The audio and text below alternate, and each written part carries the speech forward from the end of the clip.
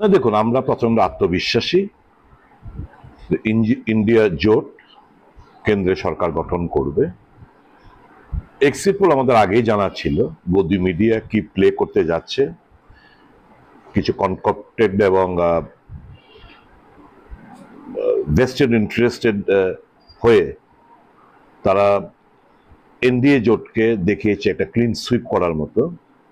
এবং সে করতে গিয়ে কালকে আপনারা নিশ্চয়ই দেখেছেন, আমি জি নিউজ এবং আজ তকের কথাই বলি, এটা দিয়ে বুঝতে পারবেন।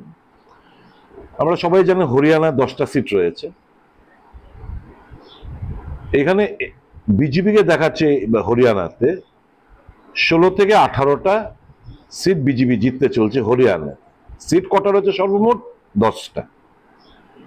তেলেঙ্গানায় কংগ্রেস কন্টেস্ট করছে 9টা। কংগ্রেসকে দেখিয়েছে 13 থেকে 16টা কংগ্রেস জিততে চলছে তামিলনাড়ুতে। বিহারে এলজেপি কন্টেস্ট করছে 5টাতে। বিহারে দেখিয়েছে যে 4টা থেকে 6টা অব্দি এলজেপি জিততে চলেছে। কন্টেস্টই করলো 5টা, দেখাচ্ছে 6টা অব্দি ওরা জিততে চলছে। কাজে এই ফিগারগুলো হচ্ছে বসানোর উদ্দেশ্য হচ্ছে শাসক গোষ্ঠীর তল্পি বাহক হয়ে মানুষকে বিভ্রান্ত করার জন্য, কাউন্টিং এজেন্টসদের বিভ্রান্ত করার জন্য, কারচুপি করতে যাতে সহায়তা পায়।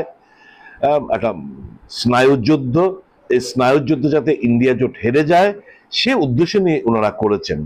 কাজে আমাদের বিশ্বাস রয়েছে এই সমস্ত কনকক্টেড এবং ভেস্টেড ইন্টারেস্টেড তথ্যের উপরে নয়, আমাদের বিশ্বাস রয়েছে আম জনতার ভোট। কারণ যেই নেগেটিভ আমরা তৈরি করেছি ইন্ডিয়া জোট, আমরা আমাদের নেগেটিভ থেকে সরে আসিনি। আমাদের ইস্যু ছিল মানুষের স্বার্থের, মানুষের যে মনের কথাগুলো, সেগুলো আমরা ইন্ডিয়া ব্লকের যত সব নেতৃত্বরা রয়েছেন আমাদের ওই এজেন্ডার উপরে আমরা কথাবার্তা বলেছি। দুর্ভাগ্যবশত ভারতীয় জনতা পার্টি তারা তাদের নেগেটিভই ঠিক করতে পারেনি।